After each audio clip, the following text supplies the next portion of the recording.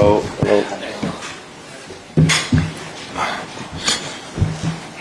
Okay, good afternoon everyone and welcome to St George's Park for this media conference with Jarell Quansah.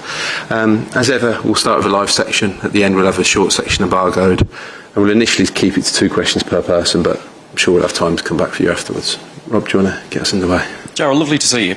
I had to check up the stats because it feels like you've been part of this senior squad for so long and yet you haven't made your England senior debut yet. I mean, looked at it, Southgate called you up, Carsley's called you up, Thomas Tuchel has called you up for every single squad he's been involved with apart from the one in the summer when you went and won the under-21s Euros. So is that a bit of a strange feeling for you that you probably feel quite comfortable in the environment and yet you haven't made your senior debut yet? Not a strange feeling, I wouldn't say. I think really delighted to be here. Always a huge honour to get called up, and I'm thankful for the manager for that as well. But yeah, it's always about learning off the senior players, the players who've got more and more caps than I do. And yeah, it's hopefully something that I will achieve, a cap for England, and yeah, it'd be a great moment for me and my family. But I think it's something hopefully I can keep working and keep striving for, to be honest. It's a huge compliment though, and I wonder what it does for your confidence that that's 3 separate England managers, if you like, that have all seen your value and felt they wanted you to be a part of their squad. Yeah, well, I come here and try and give everything I can. Try work as honest as I can, and like I said before, sort of be a sponge to players around me, and that's all I can do at the moment. And as soon as I get an opportunity to show what I can do on the pitch, then hopefully I can do that. Hi Jarell, you won the Under-21 European Championships in the summer. How big has that been as part of your development, especially what's happened this season as well?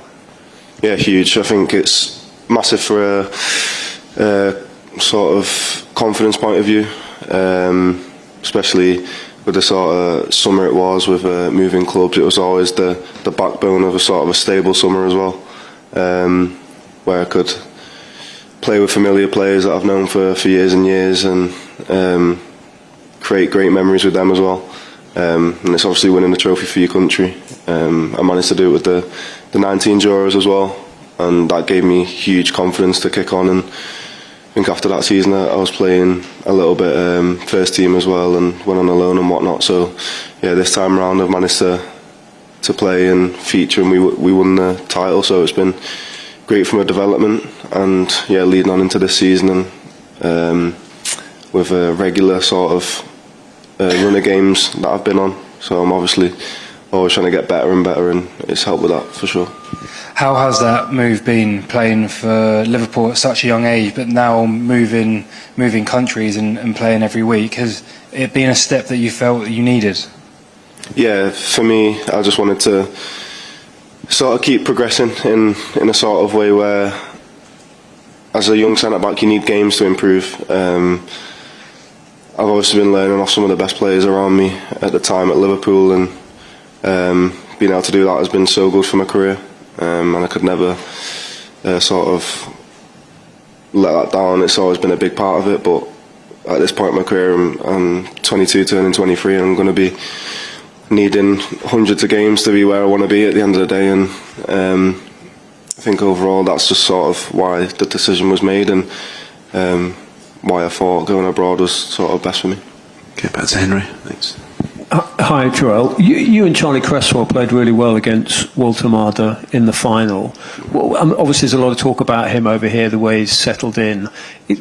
Playing against him, did you feel he was a 10, a 9, and what's he like to play against? He's just an attacking threat, to be honest. I think we didn't sort of know exactly what he was going to do in the game as well. He varies his game up quite a lot, so yeah, we obviously had things we had to try and do, but when you play against top players like that, you've got to sort of be on your best game, and yeah, thankfully that game me and Charlie managed to do well, and obviously bring the cup home for England.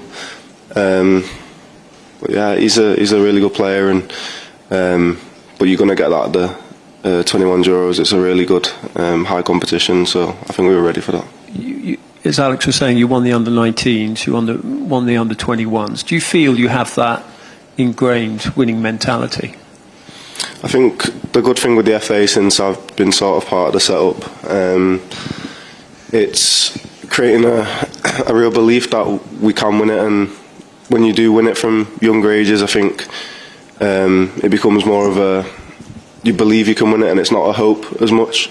And I think that's sort of a real strong message that's getting put out to sort of the younger age groups moving up now, because there's so many players that are breaking through, and so many players that have won things in the younger age groups now, which is unbelievable for experience and going far in cup competitions for your country, in different environments, different hostile places that you can play in.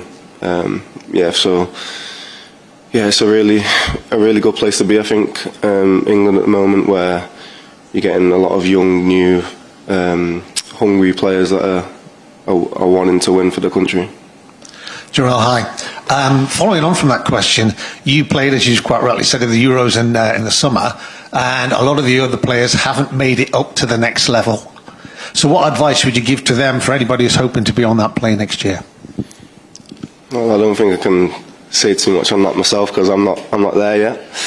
But at least you're one step ahead. Well, yeah, I think you just got to keep your head down and keep just sort of performing at club level, and that's all you can do. You've got to control what you can control at the end of the day, and that's the way I look at it personally. It's sort of how I'm performing at my club, how much I'm improving, how much I'm sort of trying to put into football at the end of the day, and that's what I'm trying to do. Thanks a lot. To James on here. Thanks. Hi, Jarell. The manager talked about how the team spirit in the last camp was the best that he'd known it since he's taken over. I just wondered if you felt the same way, and if so, why? Yeah, I've not. For me, I've not been here too long, and it's when I've been here, it's sort of been from the 21s, or it's been a late call up. So it's not for me to say from the Euros to now. It's been a mad difference, but. With all the squads, we've always got a good team chemistry. I think we've known that for a while now. But yeah, I think when you sort of put together good performances, it definitely breeds a sort of real good positivity about the camp. Especially with the September camp, sometimes it can be tough with the start of the season, and it's sort of building. But the way we sort of performed in that, especially the Serbia game, was. I think everyone saw how good it was, and yeah, it's from that really. It's the positivity, and you do build a stronger team chemistry from that. Can you give us an idea behind the scenes of who are the sort of the key players in helping that team spirit sort of grow? Yeah, well, you got a lot of the sort of senior players who have made more caps. It's the skipper. It's I don't want to name names and leave anyone out. Honestly, it's a really good group, and there's loads of sort of leaders where you might not see them. It's in different ways. It's on the pitch, it's off the pitch. It's lads who are new. It's bringing them involved, and can happen from anyone. So this camp, it might be me in some sort of way, and in another camp it's another player. So when you play for a nation like England, and you've got so many top players, I think everyone leads in different ways. And if you actually look at club level, you've got a lot of leaders for their clubs as well. So I think that ultimately helps in sort of trying to form and build teams. Thanks, James. Okay, before we move on to embargo bit, Rob, did you want to come in? Last couple, then we'll switch across. Jarell, there's only 2 squads after this. Before Thomas Tuchel has to name his squad for the World Cup, and you've been selected. You've not been drafted in to replace anybody. You've been selected in your own right. You're here. You're in possession. I wonder, does that give you confidence, and how much does that make the target for you of making that squad next summer? Yeah, it's a lot of players' targets, to be honest, and I'm not going to hide the fact that obviously it'd be unbelievable to make that World Cup squad, and the fact that I'm here and being able to try and train and show what I'm capable of in front of him day in day out, it's always a positive. But like I say, it's and today the squad will be picked, and you're in it or you're not, and I'm just trying to do the best I can to perform each week and train and improve, and if it comes, it comes. If it doesn't, it doesn't. Leaving Liverpool, a massive club like that, must have been a tough decision to make and a brave decision to make. They're struggling a bit now without you. 3 defeats on the bounce. I mean, I'm sure you keep in contact with a lot of the players there and keep a close eye on them. Are you worried? Should anyone else be worried? I'm not part of Liverpool anymore. I'm not behind the scenes. I don't know what's going on or anything like that. But what I do know is it was an unbelievable team last season, so it's not going to change much in a few months.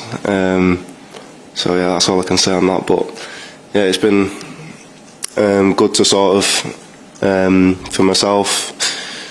I had to sort of make that step and go abroad, I think, because I just wanted game time. And when you're at a team like Liverpool, it's not obviously promised because world-class players all over the pitch, and I just wanted somewhere where I know they can trust that I might make mistakes at times and I can develop under that and just sort of keep pushing, and I'm glad I'm able to sort of show that now.